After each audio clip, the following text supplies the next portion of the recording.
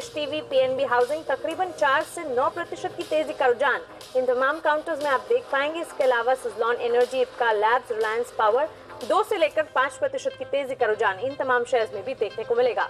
इसी के साथ सन टीवी, अमारा राजा और राजेश एक्सपोर्ट्स जैसे शेयर्स भी आज खरीदारी के ही सूची में शामिल हैं। लेकिन मिड कैप के गिरने वाले स्टॉक्स की सूची पर एक बार नजर बनाएं।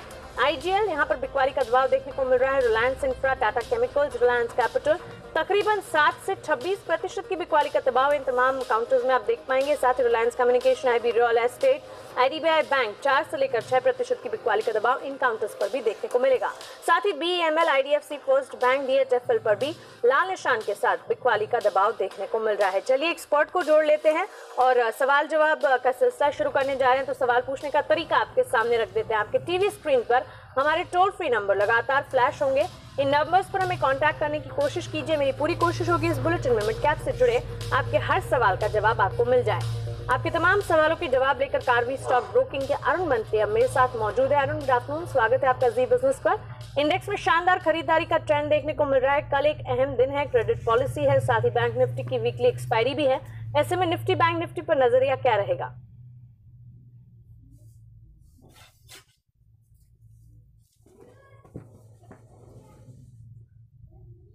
Good afternoon.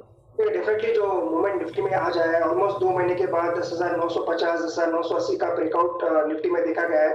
तो डेफिनेटली पॉजिटिविटी के साथ ही मूवमेंट मार्केट रहेगा। ऊपर में 11,050, 11,100 का इमीडिएट टारगेट मार्केट में आप देख सकते हैं। चलिए, तो क्लियरली इंडेक्स में खरीदारी का रुझान जो है वो बरकरार आने वाले दिनों में भी देखने को मिल सकता है। 11,100 के टारगेट्स के लिए यहाँ पर 10,970 का एक स्टॉप लॉस लगाना होगा। खरीदारी का मन यहाँ पर बनाया जा सकता है।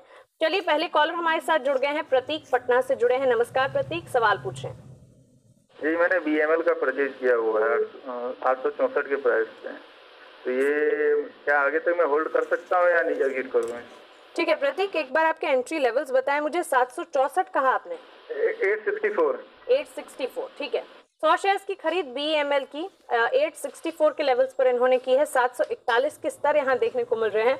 अरुण, इनकी खरीद के लेवल से तो नीचे ही काउंटर, वैसे इनको नुकसान हो रहा है। तकरीबन 3% की बिकवाली का दबाव है। बीएमएल पर इनके लिए राय क्या रहेगी?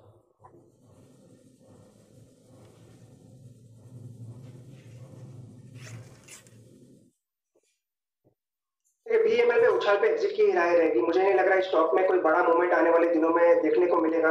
अगर होल्ड कर सकते हैं 720 का एक फाइनल स्टॉप लॉस लगाएं। जैसे स्टॉक 720 के नीचे निकलता है, मुझे लग रहा है 680, 670 का लेवल के स्टॉक में आ सकता है। तो 720 के स्टॉप लॉस से होल्ड करें और कोई भी उछाल पे एग्जिट करें। ठीक है, तो 720 का यहाँ पर एक स्टॉप लॉस लगाना ना भूलें और जैसे ही कोई उछाल इस काउंटर पर आप देखते हैं तो एग्जिट करने के बारे में आप सोच सकते हैं। बुलेटिन में हमारे साथ जुड़े रहें। बुलेटिन के अंत में मिड कैप से जुड़े और टॉपिक्स भी सुझाएंगे जहां पर आप निवेश का नजरिया बना सकते हैं। मयंक प्रसाद हमारे साथ जुड़ गए हैं। नमस्कार, सवाल पूछें।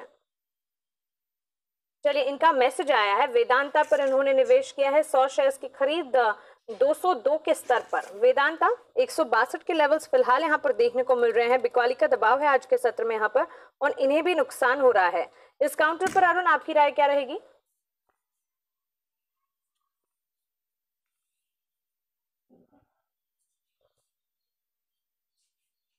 डेफिनेटली निकल जाने की राय रहेगी। मुझे लग रहा है वो स्टॉक्स में जहां पे कुछ भी कॉर्पोरेट गवर्नेंस के इश्यूज मार्केट में चल रहे हैं, वैसे स्टॉक में काफी पिटाई मार्केट में हो रही है। मुझे लग रहा है इनको कोई भी उछाल पर निकल जाना चाहिए। अगर फिर भी इनको होल्ड करना है तो स्टॉप लॉस मैं इनको सुझा सकता हूँ 1.7 का। जैसे स्टॉक 1.7 के नीचे निकलेगा, एक बड़ी गिरावट स्टॉक में आ सकती है। तो डेफिनेटली उछाल पे एग्जिट करें और 1.7 का स्टॉप लॉस। ठीक है, तो क्लियरली यहाँ पर आपको एग्जिट करने की ही राय मिल रही है। लॉस बुक भी एक बार करने के बारे में सोच लीजिए क्योंकि काउंटर कमजोर लग रहा है और आपको बता दें कि तिमाही नतीजे भी इस काउंटर के खराब ही रहे थे। वेदांता, जैसे इस काउंटर पर कोई भी उछाल आप देखते एक बार एग्जिट कर जाएं। हमारे साथ निर्मला जुड़े हैं भोपाल से। नमस्कार, सवाल पूछें। हेलो जी, सवाल पूछें। हाँ मैडम, ये मैंने ग्रेफाइट इंडिया लिए है। ठीक है, 731 पर। ओके, लगभग 1 महीना होने को आ गया है।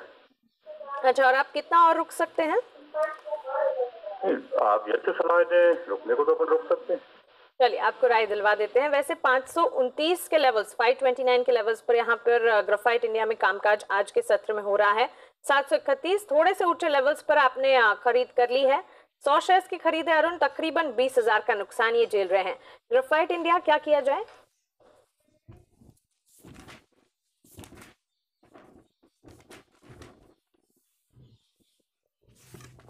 ग्रेफाइट को दो तरीके से देखा जा सकता है। एक तो अगर टेक्निकली देखें, टेक्निकली काफी स्टॉक वीक ही नजर आ रहा है। मुझे लग रहा है जैसे स्टॉक 500 का लेवल नीचे में तोड़ेगा और 50 से 70 पॉइंट की गिरावट स्टॉक में आ सकती है। और फंडामेंटली भी कुछ ऐसे डेवलपमेंट्स हुए हैं जो कि स्टॉक के लिए काफी नेगेटिव माने जा रहे हैं।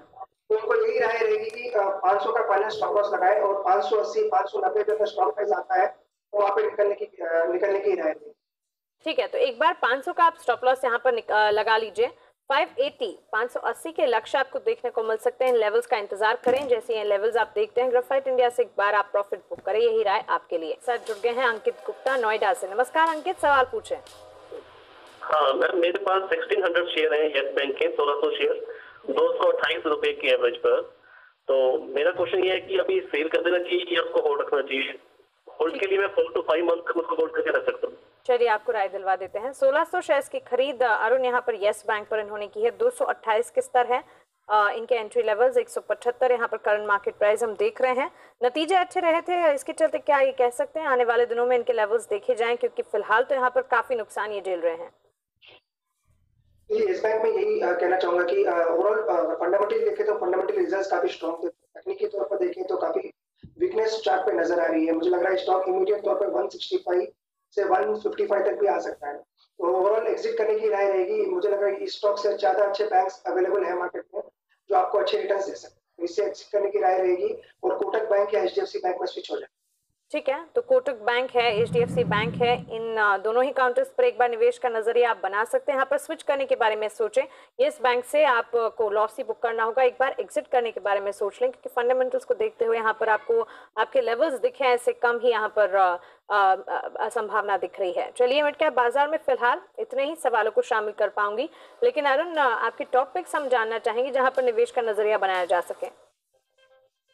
ये दो स्टॉक सुने हैं, दोनों ही ब्रेकआउट वाले कैंडिडेट है। दोनों में भी आज काफी अच्छे पोजीशंस डेरिवेटिव्स में भी ऐड हुए हैं। पहला स्टॉक होगा बजाज फाइनेंस। मुझे लग रहा है बजाज फाइनेंस में एक अच्छा ब्रेकआउट आज के सत्र में आया है।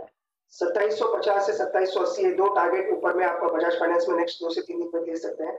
2640 का नीचे में स्टॉप लॉस लगाएं।